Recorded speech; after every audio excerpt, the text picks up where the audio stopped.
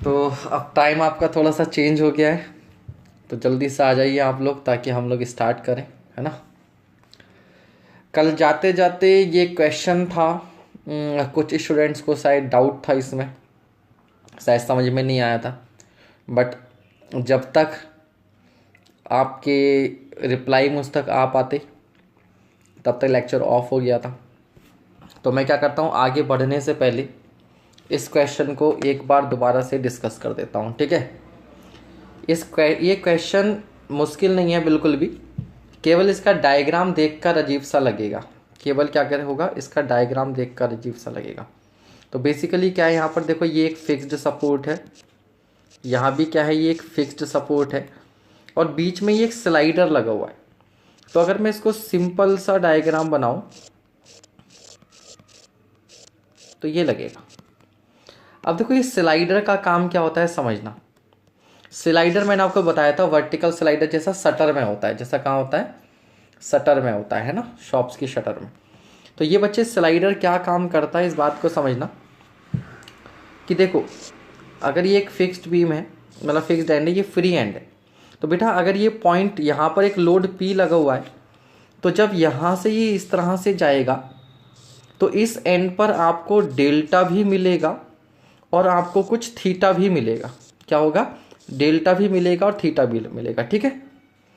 इसी तरह से समझना, अगर एक फिक्स्ड बीम हो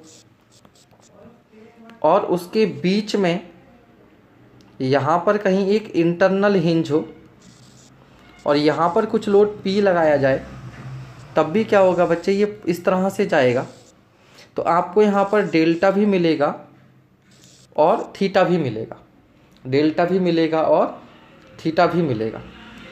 लेकिन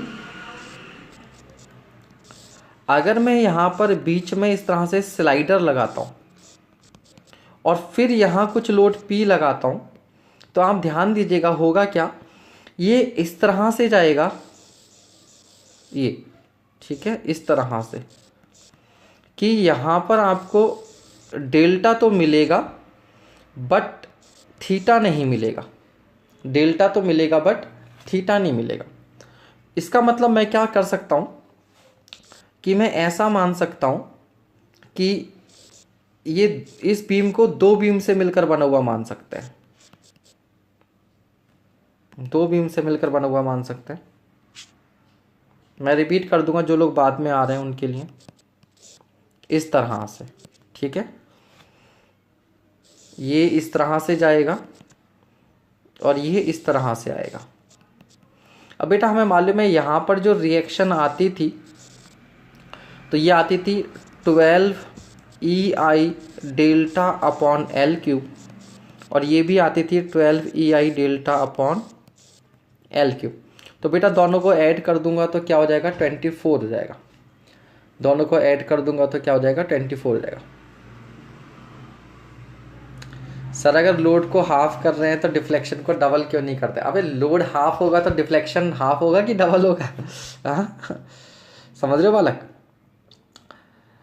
क्लियर है? दोनों पर जाएगा ना बेटा, सही है, दोनों पर जाएगा। आप यूँ समझो ना, आप यूँ समझो कि अगेन मैं अगर बोल दूं कि इस एंड पर मान लो यहाँ पर एक मैं हिंज दे दूं और ये लोड आया, अब मान लो यहाँ पर 10 का लोड जाएगा, तो हम क्या करेंगे, 5 इधर दे देंगे और 5 उधर दे देंगे, दोनों पर, दोनों को ऐड करके 10 होगा ना। जैसे भी चाहो वैसे कर लो आप लोग। तो जो लोग बाद में आए हैं, देर से आए हैं, उनको मैं जल्दी से बता दूं कि ये वाला क्वेश्चन कल जाते जाते आप लोगों को समझ में नहीं आया था, तो मैंने बोला कि इसमें कुछ प्रॉब्लम नहीं है, केवल डायग्राम है, डायग्राम थोड़ा सा दिक्कत वाला है। तो डायग्राम को समझ लो बेटा, यहाँ पर ये फिक्स्ड सपोर्ट है, यहाँ पर ये फिक्स सपोर्ट है, यहाँ पर स्लाइडर है। स्लाइडर इस तरीके से होता है। अब स्लाइडर का काम क्या होता है यही मैंने आपको बताया। तो मैंने बोला बेटा कि अगर एक कैंटिलीवर बीम है और यहाँ पर पी लोड लगा हुआ है, तो जब ये पॉइंट नीचे जाता है तो यहाँ पर डेल्टा भी होता है और थीटा भी होता है। अगर इस तरीके से एक फिक्स्ड बीम हो और बीच में इंटरनल हिंज दे दूँ और इस पर लोड लगाऊँ, तब भी क्या होगा, डेल्टा भी मिलेगा और थीटा भी मिलेगा। लेकिन बेटा अगर यहाँ पर स्लाइडर लगाए तो स्लाइडर की वजह से क्या होता है, डेल्टा तो होता है पर थीटा नहीं होता। इसका मतलब ये एक तरीके का फिक्स्ड सपोर्ट होता है जो नीचे सिंक कर सकता है, ठीक है। फिक्स्ड सपोर्ट होता है जो नीचे सिंक कर सकता है, ठीक है।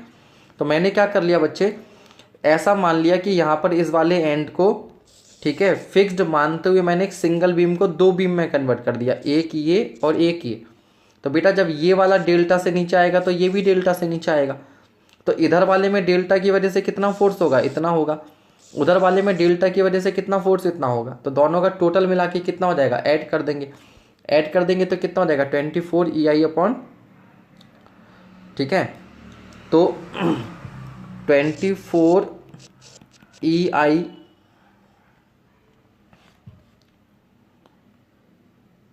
डेल्टा अपॉन L³ बराबर क्या हो जाएगा, W।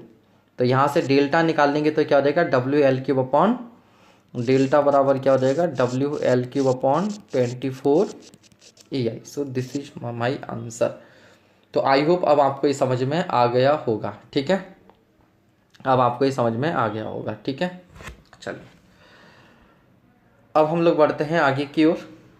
अगर आप लोगों ने लेक्चर शेयर नहीं किया हो तो कर दीजिएगा, क्योंकि आज टाइम चेंज है, आज टाइम चेंज है। और कल यार पता नहीं क्या हुआ, तुम लोगों ने कुछ ज़्यादा ही प्यार दिखा दिया लाइक और डिसलाइक वाले सेक्शन में। कल मतलब 6 डिसलाइक कर दिए तुम लोगों ने। खराब पढ़ाया था क्या कल, बहुत ज़्यादा? हाँ कल ज़्यादा खराब पढ़ाया था मैंने, ऐसा लगा मुझे यार। एक या दो होते हैं ये नज़र के टीके वाले, कल 6 आगे बताओ। चल तो बेटा अब आज हमें पढ़ना था थ्री मोमेंट थ्योरम। हालांकि थंबनेल में थ्री मोमेंट थ्योरम लिखा हुआ है, लेकिन आज हम लोग थ्री मोमेंट थ्योरम के साथ साथ Betti's theorem and Maxwell reciprocal theorem भी पढ़ने वाले। और अगर टाइम मिला तो आज ही हम लोग क्या कहते हैं, थोड़ा सा मैट्रिक्स मेथड भी क्या है देख सकते हैं, ठीक है। तो थ्री मोमेंट थ्योरम अगेन याद रखना, थ्री मोमेंट थ्योरम भी हमारे पास क्या है, एक लेंथी प्रोसीजर है, एक लेंथी मेथड है।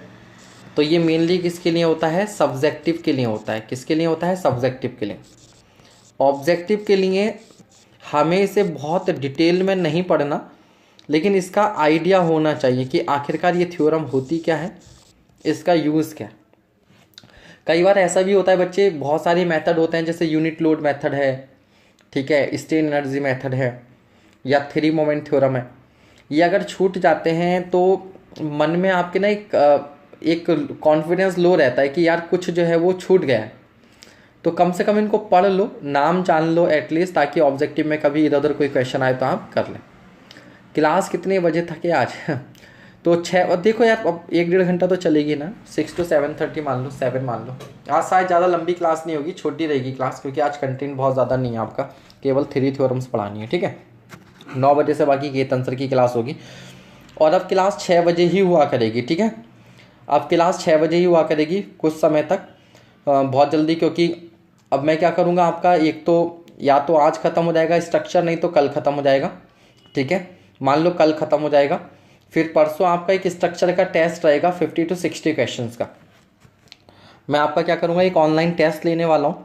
या तो ये टेस्ट कल होगा, और कल नहीं होगा तो परसों होगा। इस टेस्ट में आपको स्क्रीन पर केवल क्वेश्चंस दिखाई देंगे। आप क्या करेंगे, अपनी कॉपी पर पहले ही 1 2 3 इस तरह से करते करते क्या करेंगे, आप मान लो 50 तक मार्क कर लेंगे, ठीक है बच्चे। अब आपको एक क्वेश्चन के लिए 1 या 2 मिनट का टाइम दिया जाएगा। मान लो आपको 2 मिनट का टाइम मिलेगा एक क्वेश्चन के लिए। आप उसको सॉल्व करेंगे और उसका जो भी आंसर होगा आप उसका आंसर लिख लेंगे। मान लो पहले का ए, दूसरे का बी, ठीक है। और मैं हाथों हाथ उस क्वेश्चन का आंसर आपको बताता जाऊंगा। जैसे ठीक है 2 मिनट हो गए तो मैंने पहले का आप कर लिया, अब मैं अगले क्वेश्चन पे मूव करने से पहले इसका आंसर बता दूंगा। तो आपका अगर सही था तो आप इसे सही मार्क कर लोगे, और गलत था तो गलत। मैं केवल आंसर बताऊंगा, इसको सॉल्व नहीं करूंगा। मैं केवल आंसर बताऊंगा, सॉल्व नहीं करूंगा, ठीक है। In the end of 50 questions, आ गए पुलिस वाले। इन द एंड ऑफ, बहुत गैस चल रही है यहाँ पर। In the end of 50 question आप चेक कर लोगे यहाँ पे कितने सही हुए कितने गलत हुए, और आप कमेंट सेक्शन में फटाफट कैलकुलेट करके अपना जो है वो शेयर कर देंगे, तो हम लोग आपस में कंपेयर करके देख लेंगे, ठीक है। और जितने भी क्वेश्चंस होंगे वो यूपीपीएससी एई में आए हुए होंगे। याद रखिएगा, इसमें सारे क्वेश्चन यूपीपीएससी एई के होंगे। ऑल क्वेश्चन, कोई भी क्वेश्चन गेट का या इंजीनियरिंग सर्विसेज का नहीं होगा। सारे के सारे क्वेश्चन यूपीपीएससी एई के क्वेश्चन होंगे। ठीक है, तो आपको ये भी मालूम चल जाएगा कि हमने जो पढ़ा है उससे आप कितने क्वेश्चंस कर पा रहे हैं। मोस्ट प्रोबेबली हाँ परसों ही होगा। ठीक है, क्लियर है। चलिए, तो ये हमारा टेस्ट का प्रोसीजर रहेगा। इसके बाद जो सब्जेक्ट स्टार्ट होगा वो हमारा आरसीसी होगा। ठीक है, इसके बाद जो सब्जेक्ट स्टार्ट करेंगे हम लोग आरसीसी करेंगे। एक बात और मैं आपसे कहना चाह रहा हूँ आगे बढ़ने से पहले, नहीं वो मैं एक्सप्लेन नहीं करूँगा बेटा, टेस्ट में एक्सप्लेन, फिर तो टेस्ट कहाँ रह जाएगा, फिर तो है ना उसी में रह जाओगे। अभी आपको बिल्कुल एग्जाम लाइक सिचुएशंस है ना, ऑनलाइन टेस्ट की तरह लेकर चलना है। मैं एक बात और बोलने वाला था कि ये जितने भी मेथड्स हैं, यूनिट लोड मेथड है, एनर्जी मेथड है, या ये 3 मोमेंट थ्योरम है, बच्चे मेरे एसएससी जेई के मेंस के लेक्चर्स आप लोग ज़रूर देखो। आप ये मत सोचना कि सर हम पढ़ तो ऑब्जेक्टिव रहे तो मेंस के क्वेश्चंस क्यों देखें। इसलिए देखना है क्योंकि यहाँ से आपको क्या होगा, एक सब्जेक्टिव फील आएगी। एक्चुअल में इनको कैसे यूज़ किया जाता है वो आपको आएगा। ठीक है, यूपीपीएससी का पेपर मुझे नहीं लगता बाइलिंगुअल आता है, शायद एई का पेपर जो होता है वो इंग्लिश में आता है, जेई का हिंदी इंग्लिश दोनों में आता है, एई का पेपर ओनली इंग्लिश में। ठीक है, मुझे ध्यान नहीं है एक्चुअल में, बहुत टाइम हो गया। चलो, तो मैं आगे अभी स्टार्ट कर रहा हूँ सारी बातों पर विराम लगाते हुए। ठीक है, तो जिन्होंने लाइक नहीं किया है वो लाइक कर देंगे, थोड़ा सा शेयर कर दीजिएगा। लाइव वॉचिंग बहुत कम है क्योंकि स्टूडेंट कुछ लोग टाइम का ध्यान नहीं रखते, उन्हें लगेगा कि 8 बजे ही है। ठीक है, चलिए, ओनली स्ट्रक्चर, नो सोम के क्वेश्चंस नहीं होंगे, ओनली स्ट्रक्चर। सोम का टेस्ट किसी और दिन ले लूँगा। ठीक है, कोई बीच में सोम का वैसे डिफ्लेक्शन का क्वेश्चन आ जाए तो वो अलग बात है, बट इन जनरल सोम के क्वेश्चंस नहीं होंगे। हाँ, सोम का भी ले लेंगे। ठीक है, फिलहाल स्ट्रक्चर। तो मैं आगे बेटा स्टार्ट कर रहा हूँ। अब तक जिन जिन को आना होगा वो आ भी गए होंगे। तो मैं बात कर रहा था 3 मोमेंट थ्योरम की। तो भैया सबसे पहले तो ये जान लो, it is a force method. और इसमें जो अननोन होता है वो मोमेंट्स होते हैं। क्या होते हैं? अननोन जो होता है वो मोमेंट्स होता है। मोमेंट्स को यहाँ पर अननोन माना जाता है। फॉर एग्जाम्पल हमारे पास, और अच्छा एक बात और, इसको यूज़ कहाँ करते हैं? Used for mainly for continuous beam, लेकिन इसको हम लोग एक मॉडिफिकेशन के थ्रू फिक्स्ड बीम के लिए भी यूज़ कर सकते हैं। एक मॉडिफिकेशन के थ्रू फिक्स्ड बीम के लिए भी यूज़ कर सकते हैं। ठीक है, तो दोनों के लिए यूज़ कर सकते हैं। हाँ, और इसका बिल्कुल सही कहा हेमंत जोशी, किसने कहा है कि, हाँ अयान ने बोला है कि इसका नाम जो है वो क्लैप्रियॉन्स थ्योरम भी है। क्लैप्रियॉन्स थ्योरम के नाम से भी इसको जाना जाता है। तो ये कुछ ऑब्जेक्टिव में काम आने वाले पॉइंट है कि ये फोर्स मेथड है, इसमें जो अननोन होते हैं वो मोमेंट्स होते हैं, इसको हम लोग कॉन्टिन्यूअस और फिक्स्ड बीम के लिए यूज़ करते हैं, और इसका नाम क्या है? क्लैप्रियॉन्स थ्योरम भी है। ठीक है, ये होता है। तो अब हम लोग क्या करते हैं कि हमारे पास एक कॉन्टिन्यूअस बीम है। ठीक है, एक ये कॉन्टिन्यूअस बीम है इस तरीके से। फिलहाल में 3 ही ABC। ठीक है, अब मान लो इधर जो है हमारे पास कुछ UDL लगा हुआ है, और इधर मान लो हमारे पास, मैंने ऐसे ही जनरली मान ले रहा हूँ, कुछ पॉइंट लोड P लगा हुआ है, ये P लगा हुआ है और ये W लगा। मैं ऐसा करता हूँ आपकी आसानी के लिए इसको मान लेता हूँ 4 metre, this is 2 metre, this is 2 metre, this is 10 kilo newton, and this is suppose करो 5 किलो न्यूटन पर मीटर। मैंने कुछ डेटा ले लिया है जानबूझकर। ठीक है, डेटा ले लिया है। हाँ, टेस्ट परसों ही लेंगे, डोंट वरी, घबरा क्यों रहे हो। ठीक है, क्योंकि मैं मैट्रिक्स मेथड बहुत डिफ़िकल्ट होता है, तो थोड़ा सा उसको मैं टाइम लेके अच्छे से आपको सिखाऊंगा। ठीक है, चलिए अब क्या करना है हमें। देखो यहाँ पर 3 सपोर्ट हैं, support A, support B, support C। तो बेटा यहाँ पर 3 मोमेंट होंगे, MA, M B and M C. यहाँ पे ये अलग बात है कि एम ए और एम सी की वैल्यू हमें ऑलरेडी मालूम है, इनकी वैल्यू क्या है, 0 है। तो यहाँ पर केवल एक अननोन होगा एम बी, यहाँ पर क्या होगा, केवल एक अननोन होगा एम बी। बट फिलहाल मैं क्या करूँगा, सबसे छोटी कॉन्टिन्यूस बीम जो होती है बेटा वो 3 सपोर्ट वाली होती है और उस पर 3 मोमेंट आते हैं, इसी ने इसका नाम क्या है, 3 मोमेंट थ्योरम है। इसका नाम क्या है, 3 मोमेंट थ्योरम है। लेकिन सपोज करो अगर हमारे पास क्या होता, एक कॉन्टिन्यूस बीम होती जिसमें 4 सपोर्ट होती, जिसमें क्या होती, 4 सपोर्ट होती, ठीक है। ये ए होती, ये बी होती, ये सी होती और ये डी होती, ठीक है, क्लियर है। तो बेटा हमारे पास 4 मोमेंट होते, M A, M B, M C, M D. यहाँ पर बड़ा सिंपल सा क्वेश्चन ये भी बन सकता है, कि अगर मेरे पास ये कॉन्टिन्यूस बीम हो तो मुझे इसमें 3 मोमेंट थ्योरम कितनी बार लगानी पड़ेगी। तो बेटा मुझे यहाँ पर 3 मोमेंट थ्योरम 2 बार लगानी पड़ेगी। एक बार तो मैं एम ए, एम बी और एम सी को कंसीडर कर लूँगा और एक बार मैं M B, M C and M D को कंसिडर कर लूँगा, ठीक है। तो 3 मोमेंट हम क्या कर लेंगे, 2 बार ले लेंगे, तो 2 बार हम इसको यूज़ करेंगे। हाँ, क्लास थोड़ा जल्दी इसलिए ली है बिकॉज केतन सर अब प्राइम टाइम पे आ रहे हैं आप लोगों के लिए, ठीक है। 9 बजे केतन सर की क्लास हुआ करेगी और बीच में आपको थोड़ा डिनर का ब्रेक भी मिल जाए, तो मैंने कहा ये टाइम आइडियल टाइम है। 6 से 7:30 8 बजे तक मेरे साथ पढ़ लो, मान लो 8 बजे तक आरसीसी की क्लास शायद आपकी थोड़ी लंबी हुआ करेगी, 2 घंटे की, ठीक है। तो may be RCC class 6 to 8 हुआ करेगी, 8 से 9 आप अपना खाना वाना खाओ और 9 बजे से फिर केतन सर के साथ जुड़ जाओ, ठीक है। हाँ, अब से 6 बजे डेली। तो हर जगह आप इसको जो है वो सभी दोस्तों को बता दीजिएगा। तो बेटा हमारे पास ये इस तरह से बीम है।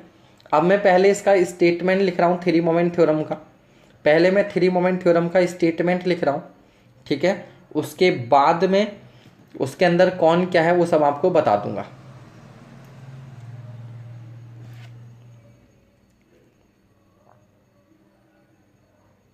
ठीक है, चलिए।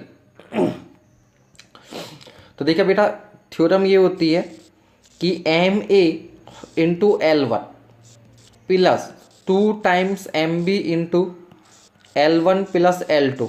ऑब्वियस सी बात है, ये मेरा L1 है और ये हमारा क्या है, L2 है, ठीक है। M A L1 plus 2 times M B into L1 plus M2 plus M C into L2 is equals to. तो देखो यहाँ तक कोई दिक्कत नहीं है आपको, इतने पार्ट में तो कोई दिक्कत नहीं है। लेफ्ट हैंड साइड वाले में एम ए क्या है, ए पर मोमेंट, L1 क्या है, ए बी लंबाई, ए बी बीम की लंबाई, ठीक है। ये पॉइंटर अभी ठीक नहीं हुआ, टूटे हुए पॉइंटर से काम चला रहा हूँ, लॉकडाउन तक चल जाए फिर दूसरा मंगाना पड़ेगा। एम बी बेटा क्या है, बीच वाली सपोर्ट पर मोमेंट, और L1 L2 क्या है, दोनों स्पैन की लेंथ। और देखो यहाँ पर क्योंकि B जो है वो 2 स्पैन पर शेयर हो रही है, इसलिए यहाँ पर बाहर क्या आ गया, 2 आ गया।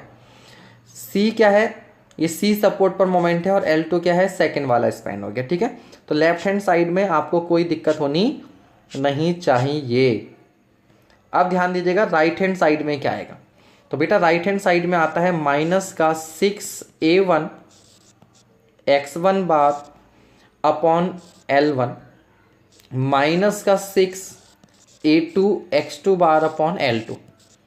ध्यान रखिएगा this is the simplest form of, ध्यान रखिएगा this is the simplest form of 3 moment theorem.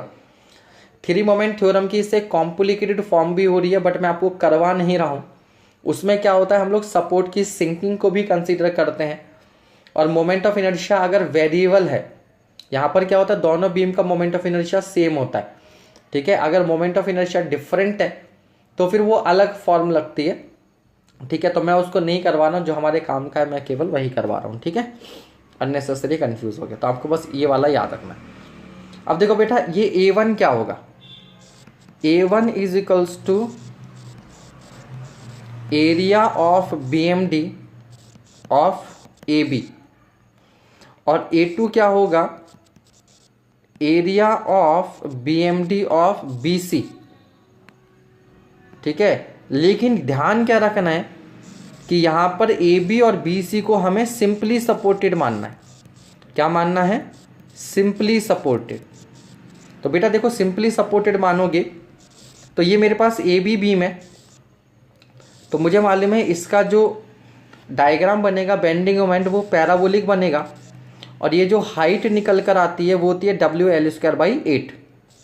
WL²/8 WL²/8 is equal to कितना हो जाएगा? W मैंने शायद 5 लिया है और L क्योंकि 4 है तो 4 का स्क्वायर 16 एंड 16/8। तो मेरे ख्याल से बच्चे ये वैल्यू आ जाएगी आपके पास 10, ये वैल्यू आ जाएगी 10। तो यहाँ का जो एरिया मुझे मिलेगा A1, तो पैराबोला का एरिया मुझे मालूम है 2/3 इंटू बेस इंटू हाइट। ठीक है, तो ये हमारे पास कितना देगा? 4 दूनी 8, 80/3। तो A1 आ गया हमारे पास 80/3। इसी तरीके से बच्चे हमने जो BC स्पैन माना है, ठीक है, इस पर हमने पॉइंट लोड माना है, तो इसका जो BMD बनता है वो ऐसा बनता है, और इसका जो BMD बनता है, कलर कुछ और यूज़ हो सकता है क्या? इसको देखें आज, ये कितना होता है? PL/4। तो भैया P कितना लिया हुआ मैंने? 10, L कितना है? 4 और अपॉन में 4, तो मेरे ख्याल से ये आ जाएगा 10। तो हमारे पास जो A2 आ जाएगा वो हो जाएगा हाफ इंटू बेस यानी कि 4 और इंटू हाइट यानी कि 10। तो मेरे ख्याल से 2 दूनी 4 और 2 दूनी 20, तो ये हो जाएगा 20। तो हमारे पास इस तरीके से क्या आ गए? A1 A2 आ गए। तो याद रखिएगा यहाँ पर जो ये A1 और A2 होते हैं, जो A1 और A2 होते हैं वो क्या है? A1 और A2 क्या है? एरिया ऑफ BMD है, लेकिन दोनों बीम को क्या मानकर? दोनों बीम को सिंपली सपोर्टेड मानकर। ठीक है, तो UDL की वजह से पैराबोला बनता है, पॉइंट लोड की वजह से ट्रायंगल बनता है। तो हमने क्या कर दिया? दोनों की हाइट निकाल ली और फिर एरिया निकाल दिया 2/3 बेस इंटू हाइट से और half into base into height से। तो मेरे ख्याल से राइट हैंड साइड में आपको ये अब ये A1 क्लियर हो गया, आपको ये A2 क्लियर हो गया, आपको ये L1 मालूम ही है, आपको ये L2 भी मालूम ही है। समझिए बच्चे। अब रह गया ये X1 एंड X2। तो याद रखिएगा ये X1 X2 क्या है? तो बेटा X1 जो होता है, बहुत ध्यान से समझना, X1 जो होता है वो हमारा A सपोर्ट से इसका X बार होता है, ये दिस इज X1 बार, यानी कि BMD का सेंट्रॉइड फ्रॉम सपोर्ट A। और जो X2 बार होता है वो सपोर्ट C से होता है, याद रखिएगा सपोर्ट C से, दिस इज X2 बार। यानी कि जो हमें सेंट्रॉइड लेना है, हमें जो सेंट्रॉइड लेना है वो बाहर वाली सपोर्ट से लेना है। ठीक है, क्या करना है? बाहर वाली सपोर्ट से लेना है ना। डीजे बेटा आज ही कम है, 3 दिन से डेली 100+ जा रही है लाइव वॉचिंग। ठीक है चलो, लेकिन हाँ एक बच्चा तो कम होता ही है ना, एक बच्चा नहीं आएगा तो एक तो कम हो गई। ये देखो डायलॉग लौंडे का, हमने क्या आना बंद किया, बच्चे आने बंद हो गए चलो, आज वो टाइम चेंज हो गया ना पालक, 6 बजे होगी क्लास, तो शायद इस वजह सबको मालूम नहीं होगा तो कम है, नहीं तो डेली 100+ आ रहे थे आजकल। ठीक है, डेली 100+ आ रहे थे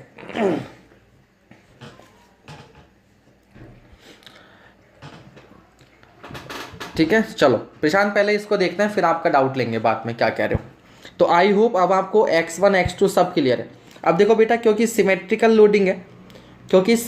लोडिंग है तो सेंट्रॉइड कहाँ होगा? मिड पॉइंट पर होगा। तो यहाँ पर X1 बार भी कितना होगा? 2 मीटर, और X2 बार भी कितना होगा? 2 मीटर। ठीक है, X1 X2 सब हमें मालूम चल गया। ठीक है, अब ध्यान देना बच्चे। ठीक है, जिन्होंने लाइक नहीं किया कर देना यार, पता नहीं मेरे पे क्यों कम शो करता है ये। सही है। अब देखो हमारे पास क्या है? सब कुछ है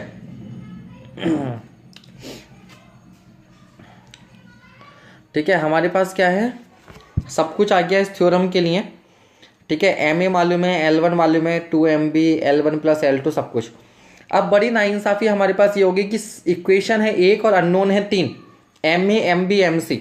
लेकिन भैया हमें मालूम है यहाँ पर कि MA बराबर एम सी बराबर 0, तो हमें केवल एक अननोन एम बी निकालना है, केवल एक अननोन एम बी निकालना है। तो देखो कैसे करेंगे हम, तो मैं वही इक्वेशन लिख रहा हूँ दोबारा, M A L one plus 2 times M B L one plus L two plus M C L two ना कि एल थ्री बराबर का माइनस का 6 A one X one bar upon L one minus का 6 A two X two bar upon L two. ठीक है भाई, अब ध्यान दो बच्चे, मैं यहीं पे उड़ा रहा हूँ क्योंकि एम ए 0 है तो ये गायब हो गया, तो इसे हटा दो, क्योंकि सी पर मोमेंट 0 है तो ये टर्म भी गायब कर दो। ठीक है, अब बचा क्या, तो बचा क्या, देखो हमारे पास 2 M B L one plus L two, दोनों 4 मीटर लिया है तो 4 प्लस 4 कर दूं बराबर माइनस का 6।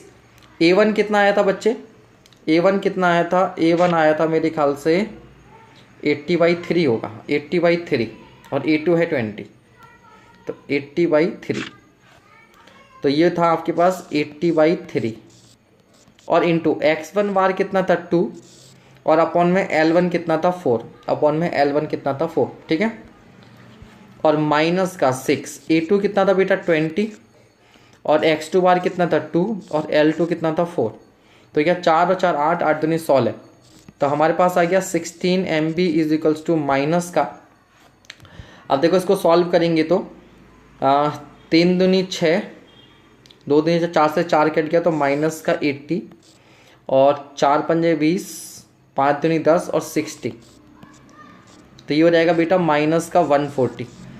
तो मेरे ख्याल से जो बी पर मोमेंट आएगा एम बी बराबर वो आएगा, बी पर जो मोमेंट आएगा वो आएगा आपके पास माइनस का 140/16। इसे आप सॉल्व कर लीजिए, इसे आप सॉल्व कर लीजिए, तो क्या करें इसको हम लोग, 4 से काटें तो नीचे आएगा 4 चौक 16, ऊपर आएगा 4 तिया 12, 4 पंजे 20, माइनस का 35/4, तो एम बी जो हो जाएगा कितना हो जाएगा, माइनस का 4 नम 36 होता है, तो लगभग लगभग 9 मान सकते हैं, अप्रॉक्सीमेटली 9 मान लो आप इसे। ठीक है, अप्रॉक्सीमेटली 9 आ जाएगा, तो हमें बी पर मोमेंट आ गया।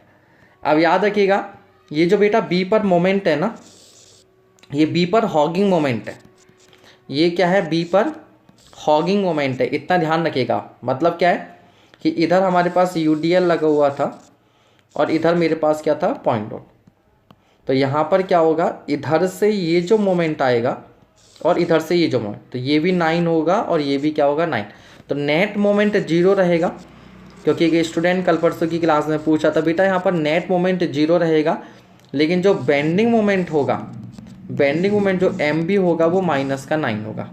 सही है, तो 9 इधर से और 9 उधर से, 8.75 ले लो, मैंने आपके लिए उसका 9 ले लिया, इट डजेंट मैटर। सही है, अब देखो बेटा इसका BMD कैसा बनेगा, इसका BMD कैसा बनेगा, तो BMD बनाने के लिए हम लोग क्या करेंगे, BMD बनाने के लिए ये A हो गया, ये B हो गया और ये C हो गया। तो पहले तो हमने जो सिंपली सपोर्टेड वाला माना था उसको हम बना देंगे, ये सिंपली सपोर्टेड का ये आपका ये बन गया पैराबोला। ठीक है, और ये बन गया हमारा वो ट्राइंगल, ये बन गया हमारे पास ट्राइंगल। ठीक है, और अब इसके बाद हम लोग क्या कर सकते हैं कि अब देखो ये 20 है वैल्यू, और ये वैल्यू जो थी वो 80/3 थी, 80/3 यानी कि 25 पॉइंट समथिंग, तो ये वैल्यू 80/3 थी, तो ये 9 वैल्यू यहाँ कहीं तक आएगी, 9 वैल्यू क्या आएगी, यहाँ कहीं तक आएगी। कलर सही है, विजिबल है कलर, या कोई और दूसरा लूँ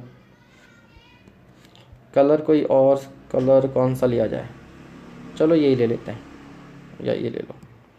ठीक है, अब बेटा इसको मिला दो ऐसे करके, ये ठीक है, ये हो गया। तो ध्यान रखिएगा, ये वाला पॉजिटिव हो गया, ये पॉजिटिव, ये पॉजिटिव, ये निगेटिव और ये निगेटिव, तो बीच वाली सपोर्ट पर आपका निगेटिव आ रहा है, बीच डायरेक्शन आपने सैगिंग की शो की है सर वैभव वर्मा, वो जो मैंने मोमेंट दिखाया है वो किस पे दिखाया है मैंने, ठीक है, ये सैगिंग का जो आप कह रहे हो मैंने दिखाया। अभी एक मिनट पहले इसकी बात कर लेता हूँ, ठीक है।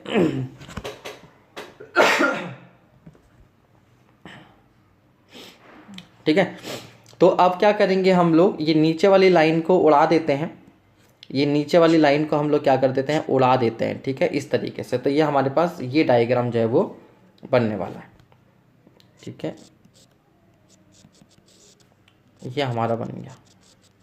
क्लियर हो गया? ठीक है। ट्राइंगल वाली वैल्यू 10 थी, ट्राइंगल वाली वैल्यू, अच्छा एरिया 20। ओह, दोनों ही गड़बड़ हो गई यार फिर तो। 80/3 और वो तो एरिया है, 80/3 और ये तो एरिया है। वेरी गुड, पहले बताना चाहिए था यार। ये 10 और दोनों 10 आ गया क्या? ये तो टन तारा हो गया, दोनों 10 था। ये भी 10 था मोमेंट, और मोमेंट इधर भी आपका 10 ही था। इसका मतलब तो बच्चे वैल्यू बहुत पास हैं फिर तो। ये वैल्यू जो है वो फिर तो बहुत पास हैं। तो हमें क्या करना पड़ेगा, इसका मतलब हमारा डायग्राम कुछ ऐसा बनेगा। ये मान लो ये भी 10 वो भी 10, तो डायग्राम और अच्छा बनेगा हमारा डायग्राम जो है वो और अच्छा बनेगा। और ये बेटा 9 के आसपास, तो थोड़ा सा स्लाइटली कम रहेगा। तो अब इसको मिला दो ऐसे करके, ठीक है। तो positive, this is positive, this is positive, this is negative, this is negative. अब यहाँ से समझने वाली बात क्या है, बेटा, कि जो बीच वाली सपोर्ट है इस पर हॉगिंग मोमेंट आ रहा है। इसीलिए आरसीसी जब आप पढ़ोगे तो आप देखोगे कॉन्टिन्यूस बीम में जो बीच वाली सपोर्ट होती है उसको डबली रीइंफोर्स्ड डिज़ाइन किया जाता है। कैसा डिज़ाइन किया जाता है?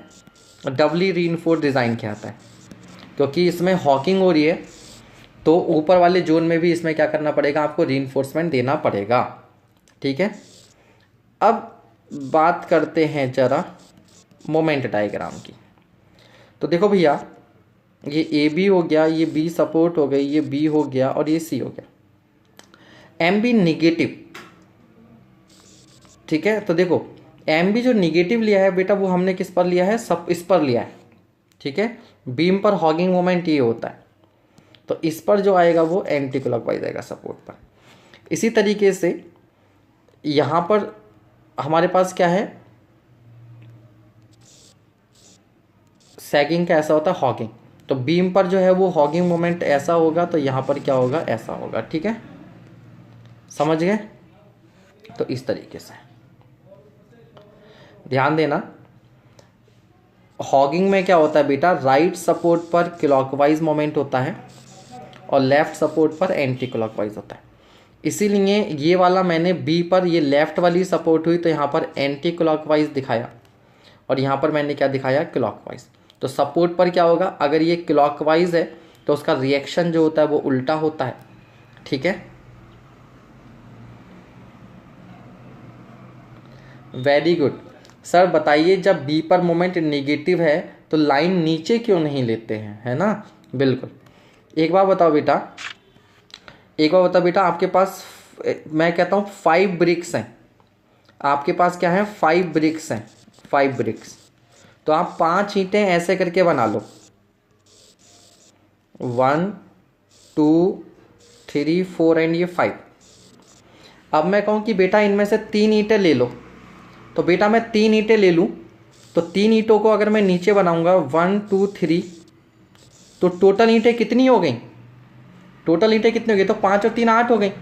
तो मैं क्या करूंगा बेटा, इनको नीचे ना बनाकर, मैं इन 3 ईंटों को नीचे ना बनाकर इन 3 ब्रिक्स को भी मैं क्या करूंगा, ऊपर बनाऊंगा। कहाँ बनाऊंगा, ऊपर।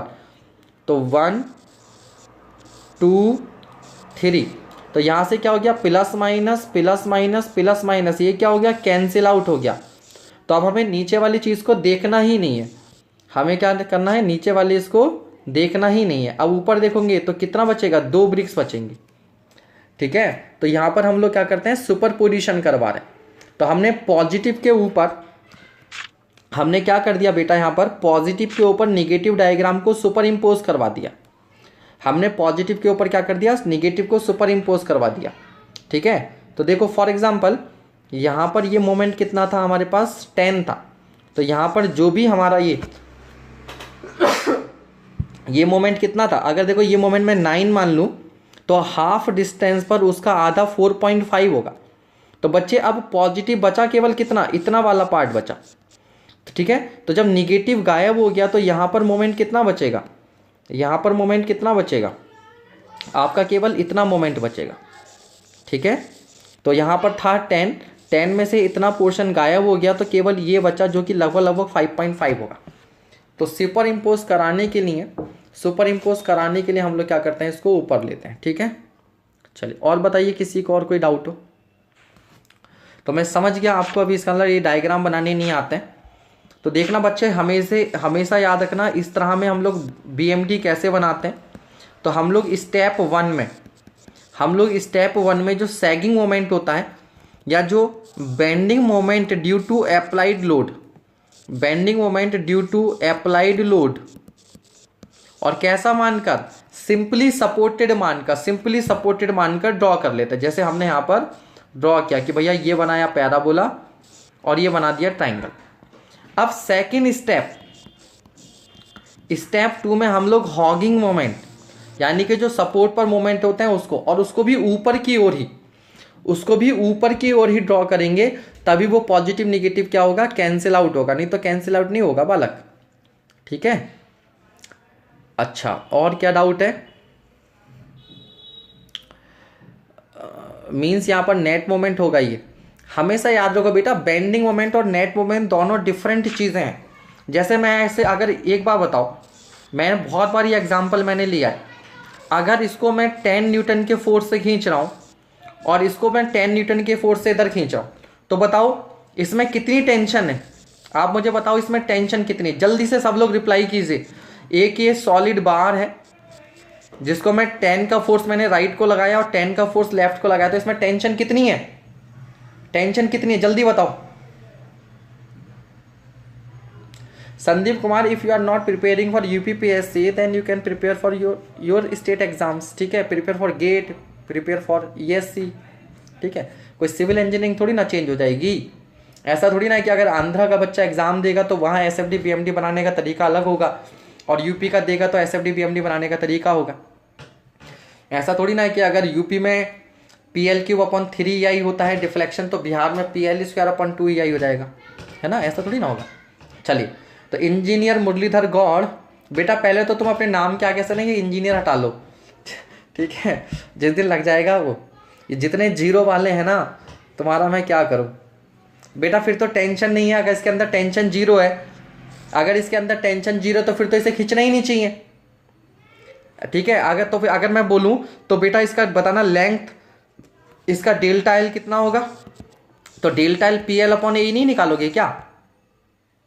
तो जितने टेंशन जीरो बता रहे हैं भैया जी, सोम के लेक्चर देखो दोबारा से, बहुत बेसिक कमजोर है बेटा तुम्हारा। Tension is not zero, tension is 10 Newton. आप बताओ, आपने शुरू से लेकर अभी तक, बचपने से लेकर अब तक तुम इतने बड़े हो गए, तुमने कभी कुछ खींचा नहीं। एक रबर बैंड लो, रबर बैंड को खींचोगे तो कैसे खींचोगे, दोनों एंड से खींचते हो ना, तो टेंशन जीरो होगी, टेंशन 10 होगी।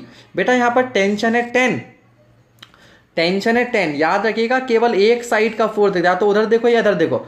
लेकिन अगर मैं बोलूँ इसमें नेट फोर्स कितना है, मैं आपसे बोलूँ नेट फोर्स, तो आप कहोगे सर नेट फोर्स जीरो, क्योंकि जितना राइट को लग रहा है उतना ही लेफ्ट को लग रहा है, ठीक है। जितना राइट को लग रहा है उतना ही लेफ्ट को लग रहा है। तो संदीप जब UPPSC फिल किया तो उसको करो, एग्जाम दो, फिर क्या दिक्कत है, समझ गए बेटा। तो बिल्कुल उसी तरीके से अगर कोई सपोर्ट है, ठीक है, या सपोर्ट छोड़ो यार, अगर कोई बीम है, ये एक बीम ले लूँ मैं, और इस पर इधर से मोमेंट लगाऊं 10 किलो न्यूटन मीटर का, और इधर से भी मोमेंट लगाऊं 10 किलो न्यूटन मीटर का, तो बेटा इस बीम पर जो नेट मोमेंट है वो जीरो है, लेकिन जो बेंडिंग मोमेंट है वो 10 किलो न्यूटन मीटर का है, ठीक है। तो याद रखिएगा, टेंशन हो गया, मैंने बहुत बार शुरू से बताया, मैंने चाहे टेंशन हो, तुम लोगों ने तो मुझे टेंशन दे दिया,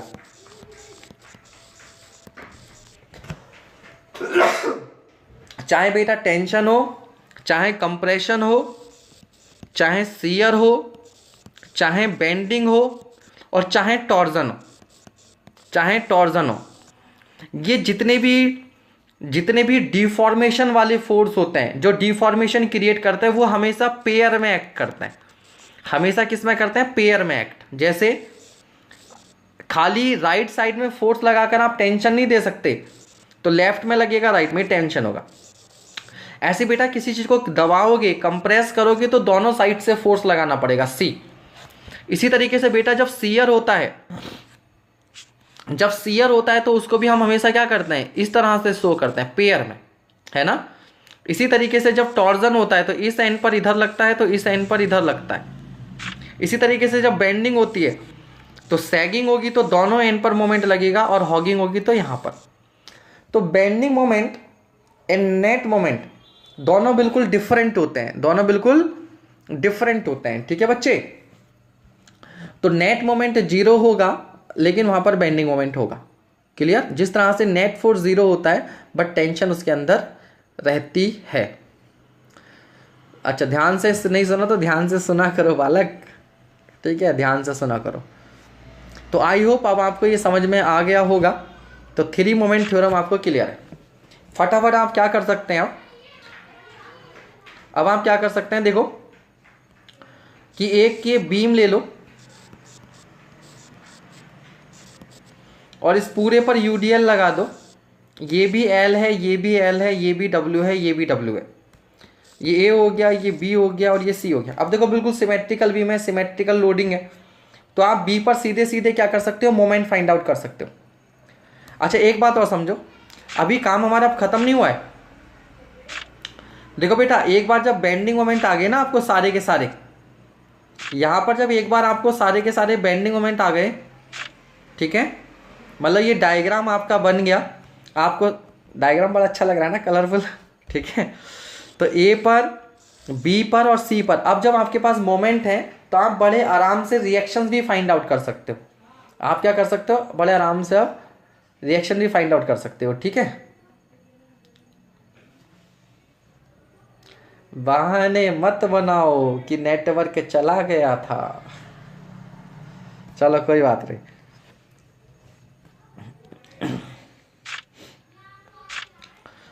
देखो मैं आपको एक बार फिर से सजेस्ट करूंगा, ठीक है, या तो तैयारी मत करो, बिल्कुल छोड़ दो, कुछ और देखो। और तैयारी अगर करनी है तो अपना 100% एफर्ट लगाओ। जो बन पड़ता है कॉन्सेप्ट को क्लियर करने के लिए वो करो। याद रखना, पूरी सिविल इंजीनियरिंग का जो बेसिक होता है बेटा वो सोम होता है। जिसे सोम आता है उसे सारे सब्जेक्ट समझ में आएंगे। सोम वाले को एफएमबी समझ में आएगा, सॉइल भी समझ में आएगा, स्ट्रक्चर भी समझ में आएगा, आरसीसी भी आएगा और स्टील भी आएगा। तो सोम, FM, soil, structure, RCC, steel ये सारे जुड़े हुए हैं। एक सर्वे को जोड़ दो और एक ट्रांसपोर्टेशन को छोड़ दो। तो ये मत सोचना कि मैं अपने व्यूज़ बढ़ाने के लिए कह रहा हूँ आप लोगों से। आप बेटा सोम के लेक्चर आप जितनी बार देख सकते हो, बार बार, मतलब सोम के लेक्चर आप इतना देखो कि आप मास्टर बन जाओ, आप टीचर बन जाओ, ठीक है। आपको मैं बोलूँ कि बेटा किसी को सोम पढ़ाना है तो तुम्हें सोम पढ़ाने के लिए किसी नोट्स की ज़रूरत ना पड़े, ठीक है। आपने मेरे लेक्चर्स देखे होंगे, मुझे सोम, स्ट्रक्चर, स्टील जैसे सब्जेक्ट पढ़ाने के लिए कोई किसी तरह के नोट्स की ज़रूरत नहीं है। मुझे जब बोलो मैं खड़े होकर सोम पढ़ा दूंगा, ठीक है। और क्योंकि मेरा सोम स्ट्रांग है तो मेरे बाकी सब्जेक्ट ऑटोमेटिकली स्ट्रांग हो जाते हैं, ठीक। तो आप इतनी बार सोम के लेक्चर्स देखिए कि आपको एक एक चीज़ रट जाए, ठीक है। जब तक कोई कॉन्सेप्ट क्लियर ना हो जाए आप सोम के लेक्चर्स देखते रहिए, ठीक है। बार बार एक बार देख लिया फिर देख लो, डबल स्पीड पर देख लो, 1.5 की स्पीड पर देख लो। तो बीच बीच में सोम के क्वेश्चन आप उठाइए, सोम के लेक्चर्स को, ठीक है। सोम समझ में आएगा अच्छा तो स्ट्रक्चर अच्छा समझ में आएगा, स्ट्रक्चर अच्छा समझ में आएगा तो फिर आपको आरसीसी और स्टील समझ में आएगा। अभी आप लोग सॉइल मैकेनिक्स पढ़ रहे हो, आपने देखा होगा शियर स्ट्रेंथ जब पढ़ाया होगा सर ने आपको, तो वहाँ पर वही principal stresses Mohr circle use हो रहा है, ठीक है। आप स्टेबिलिटी ऑफ स्लोप्स पढ़िए, वहाँ पर सेम यूज़ हो रहा है, ठीक है। आप फाउंडेशन देखिए, फाउंडेशन में सेम कॉन्सेप्ट आपके यूज़ हो रहा है। तो सोम हर जगह काम आता है, ठीक है, बिल्कुल। चलिए आगे बढ़ते हैं। तो अब आपको क्या करना है, यहाँ पर आप बी सपोर्ट पर मोमेंट जो है वो अपने आप निकालिएगा। यहाँ हालांकि यहाँ पर A1 बराबर A2 बराबर जो है वो आपके पास 2/3 इंटू बेस इंटू हाइट, यहाँ से डायरेक्टली निकल जाएगा। क्यों? क्योंकि पैराबोला बनेगा, पैराबोला की हाइट WL² 8 होती है। मतलब आपको समझ में आता। तो हर बार आपको ये करने की ज़रूरत नहीं है कि आप उसका डायग्राम बनाओगे ही, आप डायग्राम बनाओगे। ये समझ लो कि भंडारा जब चलता है, कहीं पर जब भंडारा होता है, फ्री में आलू पूड़ी मिलती है, तो एक बार खा लेते हो ना पूड़ी हलवा, तो दोबारा लेने जाते नहीं जाते हो। तो ये फ्री का भंडारा ही है, प्रसाद मिल रहा है, जितनी बार ले सकते हो ले लो, ठीक। तो जितनी बार प्रसाद ले सकते हो ले लो, पढ़ते रहो, ठीक है बेटा। तो आपको ये पूरा सब कुछ दोबारा करने की ज़रूरत नहीं है, क्योंकि सिमेट्रिकल है, इतना इमेजिनेशन आप खुद कर सकते हो। तो इस तरीके से आपके पास क्या आ जाएगा बेटा, ये एरिया आ जाएगा आपके पास WL³/12, ठीक है। और x1 बार बराबर x2 बार बराबर हो जाएगा L/2, ठीक है। MA बराबर MC बराबर हो जाएगा 0। अब आप क्या करेंगे, वही 2MB, आप क्या करेंगे 2MB L1 + L2, यानी कि L + L हो जाएगा 2L बराबर देखो माइनस का।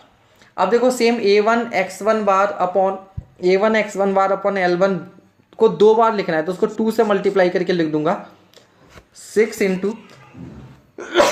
A1 कितना रखा है WL³/12, तो WL³/12, तो माइनस का 2 टाइम 6 A1 x1 क्या है बेटा L/2, और अपॉन में L1 कितना है L।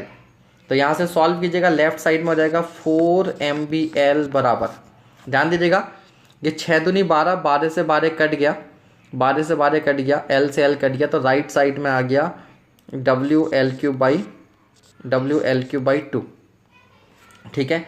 तो यहाँ से MB बराबर आ जाएगा, नहीं 2 आएगा ना, 12 थोड़ी ना आएगा, 2 आएगा, ठीक है। तो MB आएगा आपके पास माइनस का WL²/8, माइनस का WL²/8, ठीक है। तो कोई डायग्राम बनाने की जरूरत नहीं है, आप मन ही मन इतनी कैलकुलेशन कर सकते हो, मन ही मन इतनी कैलकुलेशन कर सकते हो। तो हम लोग क्या देखेंगे यहाँ पर कि देखो ये A है, ये B है और ये C है, ये सब्जेक्टिव में था, UPPSC AE के सब्जेक्टिव में था। यहाँ पर ये पैराबोला बना, यहाँ पर ये पैराबोला बना, ये सारी वैल्यू बेटा क्या है WL²/8 है। ये वैल्यू क्या है हमारे पास WL²/8 है। और इत्तेफाक से हुआ क्या है कि ये जो वैल्यू आई है यहाँ पर, ये भी WL²/8 आई है। तो ये सारे के सारे क्या आएंगे, सेम हाइट पर बनेंगे। क्या बनेंगे, सेम हाइट पर। अब इसको आप यहाँ मिला दो और इसको आप क्या कर दो, यहाँ मिला दो। तो बेटा ये पॉजिटिव आ गया, ये पॉजिटिव आ गया, ये निगेटिव आ गया और ये निगेटिव। अब नीचे वाली लाइन को आप उड़ा दोगे ये, तो आपके पास ये बेंडिंग मोमेंट डायग्राम जो है वो बनेगा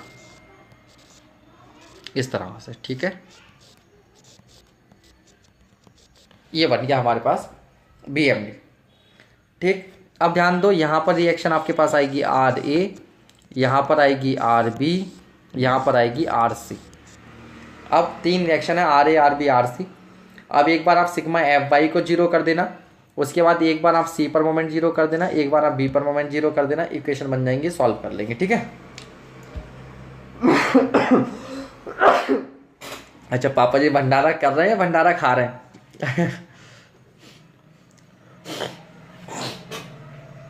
बिलीव भी बेटा, कोरोना ने ज़िंदगी झंड नहीं किया है, कोरोना ने ज़िंदगी बढ़िया बना दी है। थोड़े समय के लिए थोड़ी बहुत दिक्कत तो हो रही है, बट कोरोना के अभी इस समय देखो ना तो पॉजिटिव इफ़ेक्ट इतने ज़्यादा हैं, निगेटिव कम है। थोड़ा सा लोगों की इनकम कम जरूरी है, थोड़ी सी दिक्कतें हैं कुछ लोगों को, नो डाउट। लेकिन सोचो जितनी डेथ एक्सीडेंट से होती थी वो सारी की सारी रुक गई, पोल्यूशन अपने आप कम हो गया, रिवर अपने आप साफ़ हो रही हैं, बाकी बीमारियों से लोग मरने कम हो गए हैं, अस्पतालों में भीड़ कम है, ठीक है। काफ़ी सारे पॉजिटिव इफ़ेक्ट हैं। तो ठीक है, ये अच्छा करके जाएगा, लेकिन जाते जाते बहुत सारी चीज़ें जो है वो सुधार देगा। नीचे वाली लाइन को क्यों उड़ा रहा हूँ, नीचे वाली लाइन को इसलिए उड़ा रहा हूँ ताकि आपको केवल यहाँ पर क्या दिखे, ये केवल बचा हुआ ऑर्डिनेट दिखे कि यहाँ पर केवल इतनी चीज़ है, केवल इतना बेंडिंग मोमेंट है, ठीक है। और यहाँ पर जो है ये पूरा बेंडिंग मोमेंट है, यहाँ पर जो है ये इतना बेंडिंग मोमेंट है, यहाँ पर इतना बेंडिंग मोमेंट है, यहाँ पर इतना बेंडिंग मोमेंट है, यहाँ पर इतना बेंडिंग मोमेंट है। यहाँ इतना बेंडिंग मोमेंट है, यहाँ पर इतना है, यहाँ पर इतना। जब दोनों लाइन रहती हैं इस तरीके से तो थोड़ा सा बच्चों को दिक्कत होती है कि मुझे केवल इतना लेना है, ये पूरा है, ठीक है। तो नीचे वाली लाइन को उड़ा देने से क्या होता है, ये ऑटोमेटिकली गायब हो गया और अब केवल इतना का इतना ये बचा केवल, ठीक है। ये वजह है और कोई वजह नहीं है। सही है, क्लियर।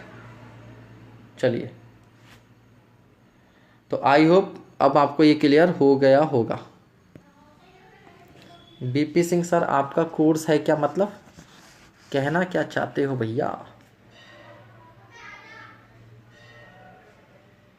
सिविल वालों ने ही पीठ काट के बुरा हाल किया, मतलब पेड़ काट के बुरा हाल किया। अरे भाई ऐसे बदनाम ना करो यार सिविल वालों को ठीक है, चलो आगे बढ़े। थ्री मोमेंट थ्योरम समझ में आ गई, क्लैपेरियन थ्योरम समझ में आ गई, नहीं आई हो तो बाद में देख लेना दोबारा से, ठीक है। कोई बहुत ज़्यादा खास क्वेश्चन नहीं बनते हैं क्योंकि आपको भी दिख रहा है मेथड जो है वो लेंथी है, तो बस समझ में आना चाहिए। अमित कुमार, मैं बिल्कुल उस चीज़ को एक्सेप्ट कर रहा हूँ कि लॉकडाउन से दिहाड़ी मजदूर और गरीब लोग भूखे मर रहे हैं, लेकिन यहाँ पर एक पॉइंट ये भी है बेटा, आप ये सोचो कि हमारा जो गरीब मजदूर है वो दिल्ली भागता है, बिहार से, यूपी से और जगह पर जाता है, ठीक है, लेकिन वो इतना मजबूर क्यों है कि इतना टाइम बाहर लगाता है और अपना 7 दिन के खाने का भी वो इंतजाम नहीं कर पाता, ठीक है। तो इससे अच्छा तो है कि मतलब डेवलपमेंट जो हो रहा है ना वो अजीब तरीके से हो रहा है, डेवलपमेंट जो हो रहा है वो थोड़ा अजीब तरीके से हो रहा है, सस्टेनेबल नहीं है। जो बंदा ज़िंदगी भर अपना बाहर रह के बिता दे रहा है वो बिल्कुल भी सेविंग तो उसकी जीरो है ना। तो इससे तो बेहतर है अगर 2 वक्त का खाना ही खाना है तो अपने घर के आसपास कुछ काम करे, ठीक है, अपने माँ बाप का ख्याल रखे, अपने घर का ख्याल रखे, सब कुछ है ना। ये चलो कोई नहीं, इस डिस्कशन को नहीं करते हैं यहाँ पर। कहने का मतलब है हर पॉजिटिव का कुछ नेगेटिव, हर नेगेटिव का कुछ पॉजिटिव होता है। बीपी सिंह ये बिल्कुल फ्री कोर्स है, ये हम लोग यूपीपीएससी एई का जो है टोटल फ्री कोर्स चला रहे हैं, कोई पेड कोर्स नहीं है। हालांकि आप में से कुछ स्टूडेंट्स का हमें सजेशन था कि हम टेकपुर के नाम से एक अकाउंट जो है वो बना देते हैं, ठीक है, उसमें जो भी स्टूडेंट अपना वो करना चाहेगा, ठीक है भैया जी चलो मैं यहाँ पर कुछ बात नहीं करूँगा, बीपी सिंह यहाँ पर ये सब बातें करने की नहीं है। बाकी हम लोगों से ज़्यादा साइंटिफिक कोई नहीं रहा है, फिर वही है कि आप कुछ बोलोगे कोई दूसरा कुछ बोलेगा, ठीक है। तो इसलिए इन सब चीज़ों का आपने अवॉइड करना, केवल पढ़ाई पर ध्यान देना है। तो अब हम लोग क्या करेंगे, नेक्स्ट थ्योरम पढ़ने जा रहे हैं, बेट्टीज थ्योरम। क्या पढ़ने जा रहे हैं, बेट्टीज थ्योरम हम लोग पढ़ने जा रहे हैं, ठीक है बच्चा। मैं इधर दरवाज़ा बंद कर देता हूँ, थोड़ा शोर आ रहा है बाहर से, ठीक है।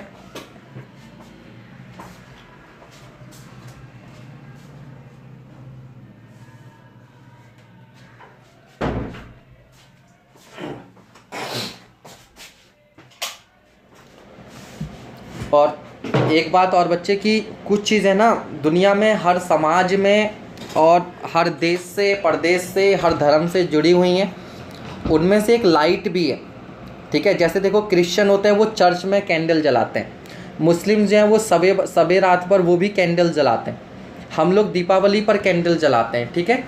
तो इसी तरीके से प्रार्थना का है, मुस्लिम मस्जिद में प्रार्थना करते हैं, क्रिश्चियन चर्च में प्रार्थना करते हैं, हम लोग मंदिर में प्रार्थना करते हैं, ठीक है। तो प्रार्थना और लाइट, प्रकाश, ये हर धर्म से जुड़ा हुआ है।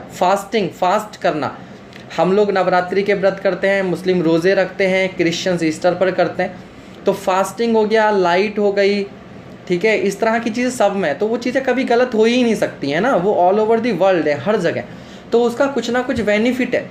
तो हमें जो है उसको राइट वे में देखना चाहिए और हर चीज़ के हमें इंटेंशन को समझना चाहिए। पॉलिटिशियन का इंटेंशन जो भी हो, पब्लिक का इंटेंशन बहुत अच्छा था। जैसे थाली पीटने वाले का भी कुछ लोगों ने नो डाउट गलत किया, जुलूस निकाले वो सब, लेकिन सोचो जब डॉक्टर, नर्सेस, पुलिस वगैरह को कितना अच्छा लगा होगा कि हाँ पूरा देश उनके लिए तालियां बजा रहा है ना। अब जैसे मैं टीचर हूँ, मैं पढ़ा रहा हूँ, अभी आपने कहा कि पेड कोर्स है क्या, नहीं है, मैंने कहा कि भाई मेरी फ्री कोर्स है। अब आप पढ़ते हो फ्री में, फिर आप अच्छी अच्छी बातें लिखते हो मेरे लिए कमेंट्स में, तो सोचो मेरे को कितना अच्छा लगता होगा। कई बार मैं वास्तव में बहुत ज़्यादा इमोशनल हो जाता हूँ, इतनी अच्छी अच्छी बातें स्टूडेंट्स लिखते हैं, मन करता है कि यार मैं इनके लिए क्या करूँ, मतलब कितनी भी मेहनत मुझसे करवा लो, कितनी भी मेहनत, तो आप मुझे पैसा नहीं दे रहे हो, लेकिन क्या कर रहे हो आप, वो जो अच्छी बातें मेरे लिख रहे हो, ठीक है, वो मेरे को इंस्पायर करते हैं। तो इसी तरह से जो लोग पुलिस है, आज देखो पुलिस का काम आप देखिए, हम लोग हमेशा पुलिस को गाली देते रहते हैं, आज वो जो है वो पढ़ा भी रहे हैं, सॉरी पढ़ा रहा हूँ क्या ना, मतलब भूखों को खाना खिला रहे हैं, सिक्योरिटी कर रहे हैं, रात में गश्त लगा रहे हैं, कितने पुलिस वाले अपने घर नहीं जा रहे हैं। इसी तरह डॉक्टर और नर्सेज हैं, अपनी लाइफ की चिंता ना करते हुए वो लोग जो है वो ट्रीटमेंट दे रहे हैं। तो बेटा उनके लिए अगर हम कुछ करेंगे तो यार वो अच्छा है ना, उसमें आप गलत इंटेंशन क्यों ढूंढ रहे हो, ठीक है, गलत इंटेंशन मत ढूंढो, ठीक है। चलिए खैर, पटाखे जो फोड़े वो गलत था, पटाखे नहीं फोड़ने चाहिए थे। अब लेकिन देखो कहते हैं ना कि जब भी कुछ बड़ा काम होता है तो कुछ ना कुछ उसमें नॉटी एलिमेंट्स होते हैं, लेकिन पटाखे जलाने वालों की मैं एक बात कहूँगा कि उनका पर्पस किसी को दुख पहुँचाना नहीं था, ठीक है, वो लोग अपना एंजॉय कर रहे थे, वो एक अलग बात है। तो इस तरह के डिस्कशन बड़े हो जाते हैं, बट टीचर का कभी कभी एक दायित्व ये भी होता है कि वो 2-4 मिनट इन बातों के लिए भी निकाले। हालांकि आप में से सारे लोग मेरी बातों से सहमत नहीं होंगे, बट ये भी एक पॉइंट ऑफ व्यू है, ठीक है। चलिए कोई बात नहीं, अब हम लोग आगे बढ़ते हैं। केवल बेटा कुछ नहीं होता, केवल एक टेंशन मेंबर ही होता है, देख लेंगे उसको भी, कुछ नहीं है, ठीक है, केवल is just a tension member. चलिए राजन त्रिवाल मेरे फ़ोन का लॉक मालूम चल गया, सही है। चलो अब देखो बेटा बैटीज थ्योरम क्या कहती है, तो ध्यान से हम लोग कुछ ज़्यादा मुश्किल है नहीं, बट एग्जाम में इस पर सवाल आए हुए हैं, तो इसको करते हैं, ठीक है, इस पर सवाल करते हैं। तो देखो बैटीज थ्योरम बेटा ये कहती है कि फॉर एग्जांपल मेरे पास एक ये सिंपली सपोर्टेड बीम है, क्या है, एक ये सिंपली सपोर्टेड बीम है, और मैंने यहाँ पर एक पॉइंट लिया 1 और एक ये पॉइंट लिया 2, ठीक है। तो मैंने क्या किया, मैं फिर समझा रहा हूँ आपको कि मैंने एक ये पॉइंट ले लिया 1 और एक ये पॉइंट ले लिया 2, और मैंने बेटा यहाँ पर जो लोड लगाया पहले पॉइंट पर, इसको नाम दिया P1। तो P1 से क्या होगा बेटा, ये डिफ्लेक्ट हो जाएगा। तो डिफ्लेक्ट होने की वजह से जो सेकंड पॉइंट है यहाँ जो डिफ्लेक्शन होगा वो क्या होगा, Δ2 होगा। डिफ्लेक्शन क्या होगा, Δ2 होगा, सही है। अच्छा अब मैं क्या करता हूँ कि सेम पॉइंट है हमारे पास, ये पहला पॉइंट और ये दूसरा पॉइंट। अब मैंने क्या कर दिया, लोड की पोजीशन चेंज कर दी, लोड लगाया सेकंड पॉइंट पर P2 पर, और डिफ्लेक्शन निकाला यहाँ पर Δ1, ठीक है। अब हम उनको समझा तो रखा, तब क्या कर सकते हैं। चलो खैर बेटा इन सब चीज़ों में नहीं पढ़ते हैं हम लोग, जो हम लोग समझ रहे हैं पहले उसको हम लोग कर लेते हैं, ठीक है। तो देखो अलग अलग बुक्स में इसको अलग अलग तरीके से लिखा जाता है। E/1 + D, ये क्या लिख रहे हो, ठीक है, अलग अलग जगह पर इसको अलग अलग तरीके से हम लोग, मतलब बुक्स में लिखा होता है। मैं इसको सिंपल सा क्या लिख रहा हूँ, P1 Δ1 बराबर P2 Δ2, P1 Δ1 बराबर P2 Δ2। समटाइम्स अच्छा, it is an application of virtual work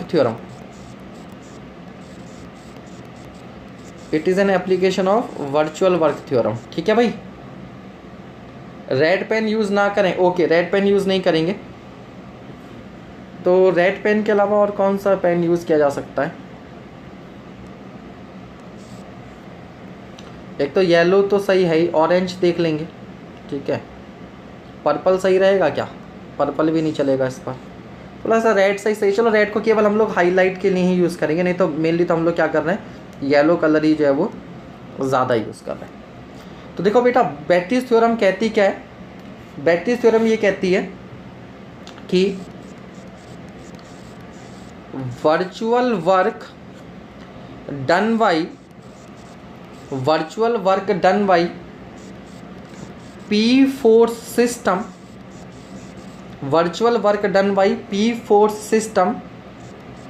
in going through in going through the deformation, अभी मैं केवल लिख रहा हूँ, ठीक है, आप लोग लिख लेना, बाद में इसको मैं समझा दूंगा, आ जाएगा। वाइट का यार इसमें ऑप्शन है नहीं, हमें बनाना पड़ेगा, वाइट इंक जो है इसकी अलग से बनानी पड़ेगी, ठीक है। तो virtual work done by P force system in going through the deformation of Q force system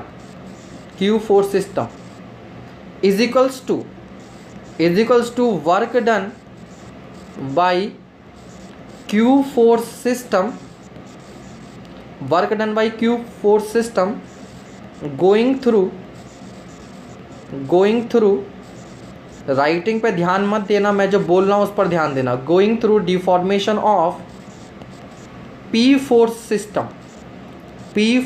system. अब मैं आपको ये बड़ी आसानी से समझा रहा हूँ, बहुत आसानी से आप समझ लेंगे। आपने फिजिक्स में पढ़ा बेटा वर्क डन क्या होता है? सर वर्क डन बराबर होता है फोर्स इनटू डिस्प्लेसमेंट। हालांकि क्रॉस प्रोडक्ट नहीं होता, यहाँ पर डॉट प्रोडक्ट होता है, ठीक है। वर्क डन बराबर क्या होता है? फोर्स इनटू डिस्प्लेसमेंट होता है, फोर्स इनटू डिस्प्लेसमेंट। तो यहाँ पर हमने क्या करना है बेटा, जब वर्क डन निकालना है तो फोर्स लेना है मेरे को Q वाला। फोर्स कौन सा लेना है? P वाला। फोर्स लेना है P वाला, लेकिन जो डिस्प्लेसमेंट लेना है वो लेना है Q वाला, मतलब Q की वजह से। डिस्प्लेसमेंट मतलब Q की वजह से।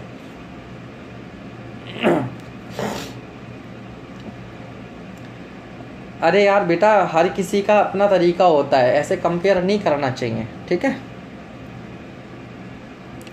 चलिए राइट, तो हम लोग क्या करेंगे, इक्वेशन बनाएंगे। तो हम लोग क्या करेंगे, फोर्स लेंगे P वाला और डिस्प्लेसमेंट लेंगे Q वाला। इसी तरीके से राइट साइड में क्या होगा, हम फोर्स लेंगे Q वाला लेकिन डिस्प्लेसमेंट लेंगे P की वजह से, ठीक है। तो देखो बेटा जब मैंने यहाँ पर किया हुआ है, तो देखो यहाँ इसको ध्यान से देखना, P1 डेल्टा 1, यहाँ पर P1 क्या है, ये फोर्स है, लेकिन यहाँ का जो डिस्प्लेसमेंट था वो किसकी वजह से लिया हुआ, P2 की वजह से। और राइट साइड में देखना बेटा, फोर्स लिया है P2 लेकिन डिफ्लेक्शन किसकी वजह से लिया है, P1 की वजह से, ठीक है। तो फोर्स P1 या फोर्स P की वजह से, डिफ्लेक्शन Q की वजह से, फिर फोर्स Q की वजह से, तो डिफ्लेक्शन P की वजह से, ठीक है। तो ये दोनों क्या होते हैं, बराबर होते हैं। दोनों केसेस में वर्क डन क्या होता है, सेम आता है। वर्क डन क्या आता है, सेम आता है। इसको अगर हम एक दो क्वेश्चन कर लें तो आपको बड़ी आसानी से समझ में आ जाएगा। देखो जैसे यहाँ पर एक क्वेश्चन दिया हुआ है, हमें एग्जाम में क्वेश्चन दिया हुआ है कि if the cantilever beam shown in the given figure delta 2 is the deflection under x due to load W1 at y and delta 1 is the deflection under y due to load W2 at x, then the ratio of delta 1 upon delta 2। तो ध्यान देना बेटा, load यहाँ पे लगाया W1 लेकिन deflection यहाँ पर है डेल्टा 2, मतलब लोड लगाया पहली जगह पर और डिफ्लेक्शन मिला दूसरी जगह पर। फिर यहाँ पर क्या किया बेटा, लोड लगाया दूसरी जगह पर और डिफ्लेक्शन मिला पहली जगह पर, तो मुझसे डेल्टा 1 अपॉन डेल्टा 2 का क्या पूछा है, रेशो पूछा है, ठीक है। हाँ, displacement measure in the direction of the load, ठीक है। चलिए तो फटाफट जो है अब आप इसको सॉल्व कीजिए। तो हम लोग क्या करेंगे, देखो मैंने क्या बताया, मैंने बताया फोर्स किसका लेना है, W1। अब देखो W1 के नीचे डिस्प्लेसमेंट कितना है, यहाँ से डेल्टा 1 किसकी वजह से, W2 की वजह से, बराबर W2, लेकिन यहाँ पर जो डिस्प्लेसमेंट है वो किसकी वजह से, W1 की वजह से, वो कितना है, डेल्टा 2, राइट। तो W1 डेल्टा 1 बराबर W2 डेल्टा 2, तो W1 डेल्टा 1 बराबर W2 डेल्टा 2। तो यहाँ से हमारे को निकालना क्या है, डेल्टा 1 अपॉन डेल्टा 2। तो बेटा डेल्टा 1 अपॉन डेल्टा 2 जो आ गया, डेल्टा 1 अपॉन डेल्टा 2 बराबर आ गया W2 अपॉन W1, सही है। इसको एक और तरीका है करने का, या सिंपल सी बात है कि अगर W1 देखो अगर इन दोनों का प्रोडक्ट बराबर रहना है तो बेटा W2 डेल्टा 2, हाँ देखो वर्क डन अगर बराबर रहना है तो अगर फोर्स ज़्यादा होगा तो डिफ्लेक्शन कम वाला लेंगे, और डिफ्लेक्शन कम है ज़्यादा है तो फोर्स कम वाला आएगा। ठीक है, इस तरीके से भी आप इसे कर सकते हैं। तो आई होप ये आपको समझ में आ गया होगा। लेकिन मैं एक बार फिर से समझा रहा हूँ कि बेटा मुझे क्या करना है, दोनों साइड का वर्क डन निकालना है। दोनों साइड का वर्क डन पहला वाला बराबर करना है वर्क डन सेकंड वाला। ठीक है, तो हमने क्या करना है, जब फोर्स लिया है W1 तो डिफ्लेक्शन लेंगे W2 की वजह से। W2 की वजह से यहाँ पर डिफ्लेक्शन कितना है, ये दिख रहा है सर डेल्टा 1 बराबर वर्क डन निकालना है W2 की वजह से, तो यहाँ पर डिफ्लेक्शन किसकी वजह से लेना है, W1 की वजह से, वो कितना है डेल्टा 2। आ गया अगला सवाल। नेक्स्ट क्वेश्चन भी वही इसी पर बेस्ड है। आप सवाल को ध्यान से पढ़ेंगे और सवाल बना दीजिए फटाफट।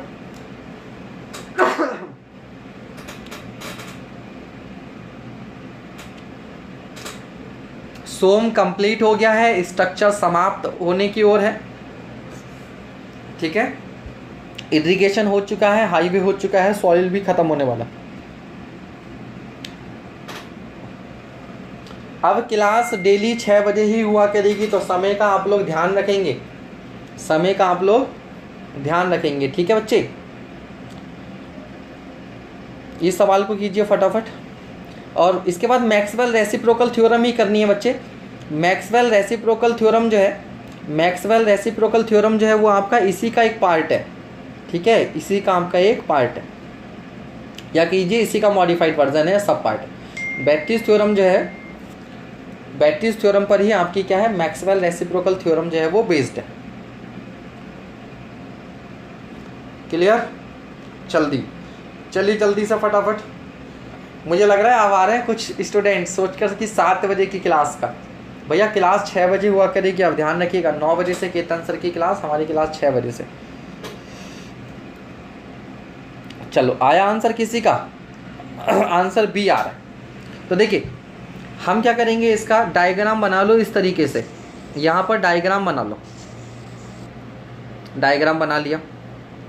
अब क्या कह रहा है, in the figure shown above X Y and Z are the deflections under A B and C due to loads P and Q. तो बेटा ये वाला जो डिफ्लेक्शन है वो एक्स है, ये वाला जो डिफ्लेक्शन है वो वाई है, और ये वाला डिफ्लेक्शन जो है वो जेड है। And due to loads P and Q, X dash Y dash Z dash are the deflection under A B and C due to point load at C. तो यहाँ पर पॉइंट लोड की वजह से जो है वो ये वाला डिफ्लेक्शन है बेटा एक्स डैश, ये वाला है वाई डैश, और ये वाला क्या है जेड डैश। ठीक है, अब यही तुम्हारी एक तरह से मैक्सवेल रेसिप्रोकल थ्योरम हो गई यूनिट लोड के केस में। ठीक है हाँ, अभी तुम यार क्या बोलूँ मैं सारे ग्रुप में तो सेंड कर देता हूँ, बेल आइकन दबाओ इसका, आपको नोटिफिकेशन आना चाहिए। ठीक है, चलो अब देखो बेटा क्या बताया है, वर्क डन हम ऐसे निकालेंगे। वर्क डन कैसे निकालेंगे कि फोर्स लेंगे P और फोर्स लेंगे Q, लेकिन डिफ्लेक्शन किसका लेंगे, 1 वाला। तो ये होगा P X dash plus Q Y dash बराबर लोड लेंगे 1, तो डिफ्लेक्शन लेंगे P और Q वाला, तो 1 into Z dash, 1 into Z dash, sorry 1 into Z dash नहीं, 1 इंटू जेड। ठीक है, जब 1 लेंगे तो डिफ्लेक्शन लेंगे ये वाला,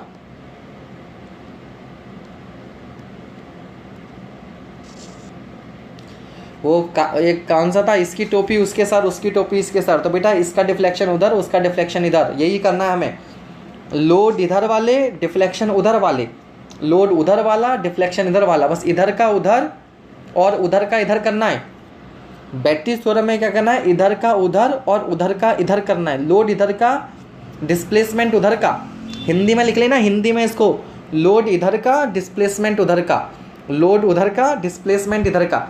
तो बेटा लोड इधर का क्या P एंड Q, डिस्प्लेसमेंट उधर का क्या X dash and Y dash. बेटा लोड इधर का यानी कि 1 तो डिस्प्लेसमेंट उधर का यानी कि क्या z, इससे आसान तरीका नहीं हो सकता इसको समझने का बैटरीज थ्योरम का। तो बेटा z बराबर क्या आ गया सर जी, P X dash plus Q Y dash, P X dash plus Q Y dash. अगर इससे आसान तरीका हो बैटरीज थ्योरम पढ़ने का तो आप मुझे बता देना, ठीक है। इससे आसान तरीका नहीं हो सकता, कहीं देख लेना, कहीं पढ़ लेना, बस इधर का उधर और इधर का इधर, ठीक। 21 की है पैसा डबल ये कौन सी स्कीम हो रही है। चलो हाँ, अगला सवाल मैट्रिक्स मेथड आ गया। चलिए अब हम पढ़ते हैं बच्चा लोग, ठीक है। नेक्स्ट हम लोग पढ़ेंगे अब मैक्सवेल्स रेसिप्रोकल थ्योरम। क्या पढ़ेंगे, मैक्सवेल्स रेसिप्रोकल थ्योरम। तो ये मैं आपको ऑलरेडी वैसे तो सोम में पढ़ा चुका हूँ, वैसे तो मैं सोम में पढ़ा चुका हूँ लेकिन यहाँ पर पढ़ेंगे। कैसे पढ़ेंगे इसको, तो बेटा देखो हमारे पास एक कैंटिलीवर बीम है और मैंने यहाँ पर पॉइंट लोड P लगा रखा है, ठीक है। और मैं क्या चाहता हूँ, मैं क्या चाहता हूँ कि मैं ये चाहता हूँ कि अगर ये टोटल लेंथ L हो, ठीक है, और ये डिस्टेंस A हो, यहाँ पर ये पॉइंट ले लेता हूँ A, ये भी ले लेता हूँ B और ये ले लेता हूँ C। तो मैं चाहता हूँ कि डेल्टा C पॉइंट पर डिफ्लेक्शन फाइंड आउट चाहता हूँ, C पॉइंट पर डिफ्लेक्शन फाइंड आउट करना चाहता हूँ, ठीक है। तो रेसिप्रोकल मतलब उल्टा करना होता है, उल्टा करना। तो रेसिप्रोकल थ्योरम ये कहती है बेटा कि जहाँ इसमें भी इधर का उधर, उधर का इधर ही करना है, इधर का उधर, उधर का इधर करना है। क्या करना है, रेसिप्रोकल थ्योरम ये कहती है कि लोड लगा है B पर, लोड लगा है B पर, डिफ्लेक्शन चाहिए, डिफ्लेक्शन चाहिए C पर। तो आप रेसिप्रोकल कर दो, आप क्या कर दो, रेसिप्रोकल कर दो, मतलब उल्टा कर दो, उल्टा कर दो, उल्टा कर दो मतलब लोड लगा दो C पर, लोड लगा दो C पर और डेल्टा कैलकुलेट कर लो B पर, डेल्टा कैलकुलेट कर लो B पर। बस भैया यही है मैक्सवेल रेसिप्रोकल, सरल और सिंपल शब्दों में। लोड लगा है B पर, डिफ्लेक्शन चाहिए C पर, तो लोड लगा दो C पर और डिफ्लेक्शन निकाल दो B पर। तो कैसे करेंगे, तो हमने क्या कर दिया, लोड वहाँ से हटाकर यहाँ ले गए P और ये डिस्टेंस है मेरे पास A, ठीक है। तो आपको मालूम है, आपको मालूम है कि बेटा जब ये डिफ्लेक्ट करेगा इस तरीके से, तो हमें मालूम है कि यहाँ तक तो जाएगा कर्व और इसके आगे जाएगा स्ट्रेट लाइन, और ये जो डिफ्लेक्शन होता है वो दो पार्ट में होता है, डेल्टा 1 एंड डेल्टा 2। तो हमारे पास डेल्टा 1 होता है P(a³/3EI), ठीक है, और डेल्टा 2 हमारे पास होता है L(θ), जहाँ थीटा होता है L नहीं, इसके आगे की जो लेंथ है वो है L-A, इसके आगे की जो लेंथ है वो है L-A, तो L-A θ। तो L-A θ कितना हो जाएगा, P(a²/2EI), P(a²/2A) है। तो बेटा डेल्टा जो आ गया, जो डेल्टा आ गया हमारे पास वो आ जाएगा P(a³/3EI) plus P(a²/2EI) into L-A। तो समझ गए एक्चुअल में करना क्या था, एक्चुअल में सवाल में था क्या, सवाल था ये कि लोड लगा था B पर, AB, और ये जो बीम डिफ्लेक्ट होती इस तरह से, और हमें डिफ्लेक्शन निकालना था ये वाला डेल्टा C, डेल्टा C निकालना था, ये पॉइंट C है। तो हमने क्या कर दिया, ठीक है, हमने क्या कर दिया, लोड को ले गए C पर, ठीक है, लोड को ले गए C पर और डिफ्लेक्शन निकाल दिया B पर, ठीक है। सवाल समझ लो, लोड लगा था B पर और हमें चाहिए था डेल्टा C, हमें चाहिए था डेल्टा C। तो इस सवाल में डेल्टा C चाहिए था, तो मैंने क्या कर दिया, कि लोड को ले गया यहाँ पर, लोड को ले गया कहाँ पर, सी पर, और डिफ्लेक्शन निकाल दिया, डिफ्लेक्शन निकाल दिया मैंने बी पर। ठीक है, तो बेटा ये जो डिफ्लेक्शन होगा वो डेल्टा सी के बराबर होगा। ठीक है, अब ये आया कैसे, तो ये बड़ा आसान है। ये आया कैसे तो समझो कैसे। हमने बेसिकली क्या कर रखा है कि यहाँ पर यूनिट लोड मान लिया, यहाँ पर हमने क्या मान लिया, सी पर यूनिट लोड, यहाँ पर 1 मान लिया। तो बेटा देखो 1 इंटू ये वाला डिस्प्लेसमेंट और P इंटू ये वाला डिस्प्लेसमेंट दोनों क्या होंगे, बराबर होंगे। ठीक है, तो इस तरीके से ये हमारे पास आया है। क्लियर। तो मैक्सवेल रेसिप्रोकल थ्योरम में सिंपल सा इतना है कि लोड कहीं और लगा होगा और डिफ्लेक्शन कहीं और। कौन सा गाना था वो, कहीं पे निगाहें कहीं पे निशाना, ऐसा कुछ था ना, कहीं पे निगाहें कहीं पर निशाना। तो बिल्कुल वही है, ये लोड लगा है कहीं पर और डिस्प्लेसमेंट चाहिए कहीं पर, तो हम उल्टा कर देंगे। ठीक है, लोड लगा है बी पर और डिफ्लेक्शन चाहिए सी पर, तो हम लोड लगा देंगे सी पर और डिफ्लेक्शन निकाल देंगे बी पर। तो ये दोनों डिफ्लेक्शन क्या होंगे बच्चे, बराबर होंगे। ठीक है, हालांकि एग्ज़ाम में हम ऐसे नहीं करेंगे। एग्ज़ाम में हमारे पास जो करने का बहुत बढ़िया तरीका है, करने का तरीका क्या है कि बेटा यहाँ पर पी लोड लगा है, ये डिस्टेंस ए है और टोटल डिस्टेंस अगर एल है तो ये डिस्टेंस कितनी बची, एल माइनस ए। तो मैं भैया लोड शिफ्टिंग का कॉन्सेप्ट लगाऊंगा। मैं क्या करूंगा, इस लोड को यहाँ ले आऊँगा, पी को, लोड को ले आऊँगा पी को यहाँ पर, और यहाँ पर एक मोमेंट आ जाएगा। मोमेंट कितना आएगा, ये सब गायब हो जाएगा, ये सब गायब हो जाएगा। लोड और जो मोमेंट यहाँ पर आएगा वो आएगा P इंटू एल माइनस ए। अब मुझे पता है कि जो डेल्टा है जो लोड की वजह से होगा वो होगा P A cube upon 3EI, और प्लस मोमेंट की वजह से होता है, मोमेंट की वजह से होता है ML² अपॉन 2EI। ठीक है, बस मुझे क्या करना है, मोमेंट की जगह पर, मोमेंट की जगह पर क्या कर देना है मुझे, P इंटू एल माइनस ए लिख देना है, और लेंथ की जगह पर क्या हो जाएगा, A²। हो गया। तो मैं तो क्या कर दूंगा, सिंपल सा शिफ्टिंग का कॉन्सेप्ट लगा दूंगा। ठीक है, मोर देन 2 लोड लगे होंगे तो बेटा आप रेसिप्रोकल थ्योरम लगाओगे, आप बैट्रीज थ्योरम लगाओगे। ठीक है, रेसिप्रोकल थ्योरम लगाकर क्या करोगे, बैट्रीज थ्योरम लगाओगे। जो अभी हमने ये वाला सवाल किया था ना, ये वाला जो क्वेश्चन किया था, तो फिर इस वाले कॉन्सेप्ट से होगा प्रॉब्लम। ठीक है, इस वाला। ठीक है, चलिए, तो फिर आप बैट्रीज थ्योरम लगा देंगे। तो आई होप आपको अब क्या है, ये जो मैक्सवेल रेसिप्रोकल थ्योरम है ये भी समझ में आ गई होगी।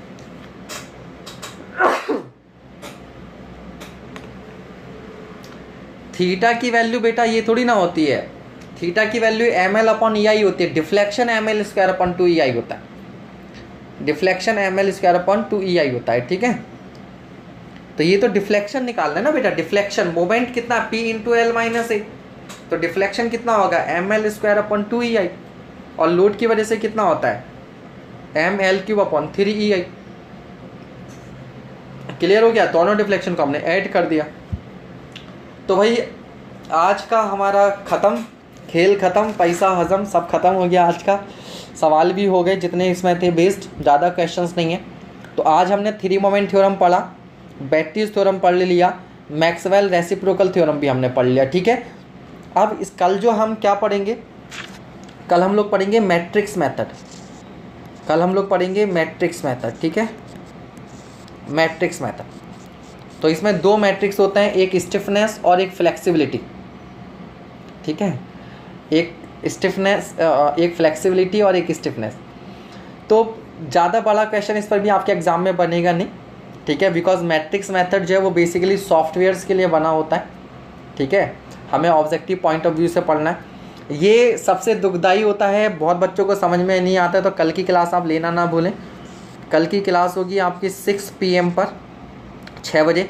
कल की क्लास थोड़ी सी लंबी हो सकती है क्योंकि मैट्रिक्स मेथड में टाइम लगेगा।